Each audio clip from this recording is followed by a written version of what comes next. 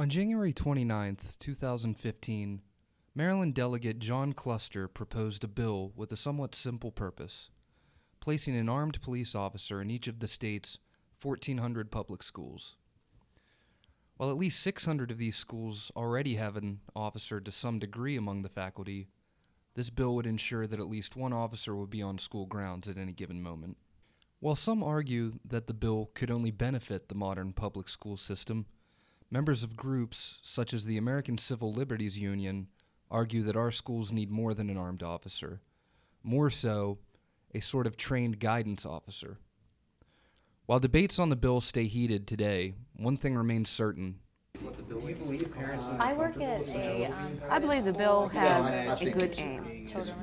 Education is definitely a very vital aspect of our society. Our founding fathers made sure that It definitely has people talking.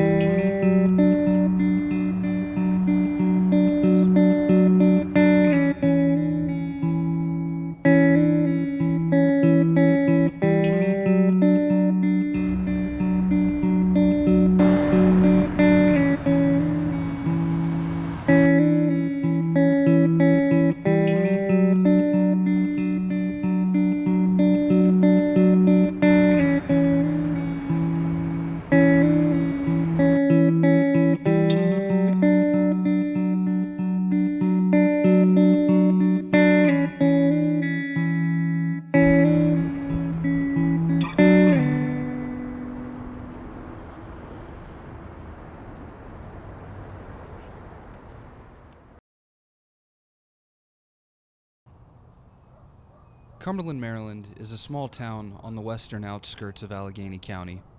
Founded in 1787, the town currently hosts a population of over 20,000, with the metropolitan area hosting more than 100,000.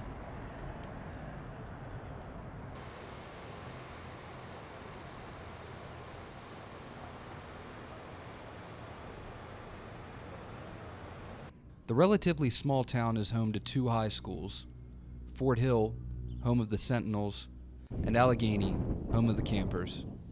As an alumni of Allegheny High School, I returned to begin finding out what a small rural community such as this one may think of how Cluster's bill could impact the public school system.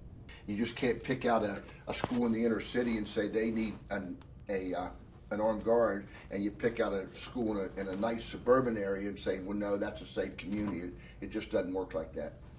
I first spoke with Allegheny's principal, Michael Calhoun, to find out his take on the bill, his feeling on school security in general, and what precautions Allegheny has taken thus far. This is my 42nd year in public education. I grew up in the Frostburg area, and I came into Allegheny County, back to Allegheny County in 1986. I've been 26 years as a teacher and a coach, and this is my 16th year as an administrator. I also spoke to Assistant Principal Dr. Ray Kitty, as well as numerous members of the teaching faculty, including I believe that Mrs. Kimberly Sloan, Mrs. Tammy Twigg, and Mrs. Kay Sheehy.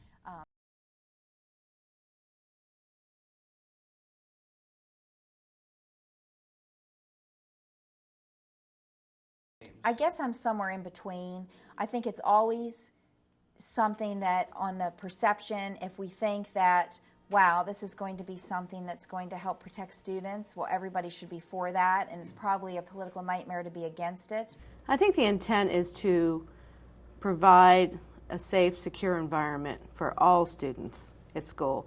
Referring back to the idea that, we're in this age of terror and government has to balance, the common good versus those individual rights. And I think that in order to ensure, a safe educational environment, we now have to look at that aspect. We have been fortunate not to have many issues. I'm not privy to every event that's happened. But I think that you should still allow the local educational system to decide what is best for their students.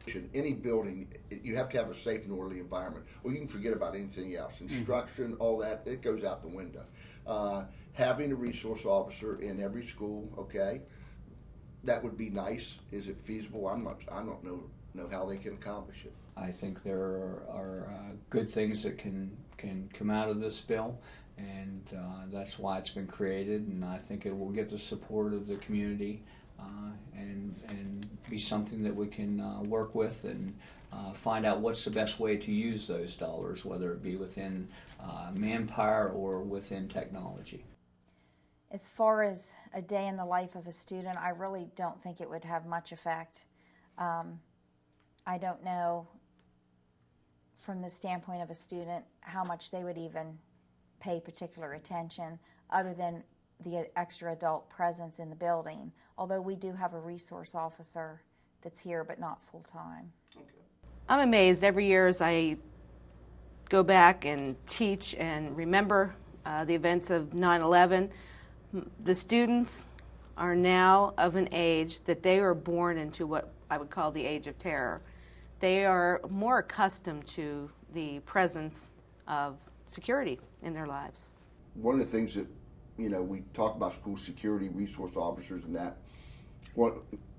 our best eyes and ears are the students. If you hear something, if you see something that doesn't sound right, say something. And I've often contemplated, based on events and other, should teachers carry guns, and things like that. It seems bizarre to me, but I understand that, if I look outside of my own little bubble here, that things like that perhaps are necessary. I think that safety is a concern of everybody, and if you have young children in our school system, in any school system in this country, the world we live in today, it's an anxious and can be dangerous at times. So I think parents would be comfortable with it.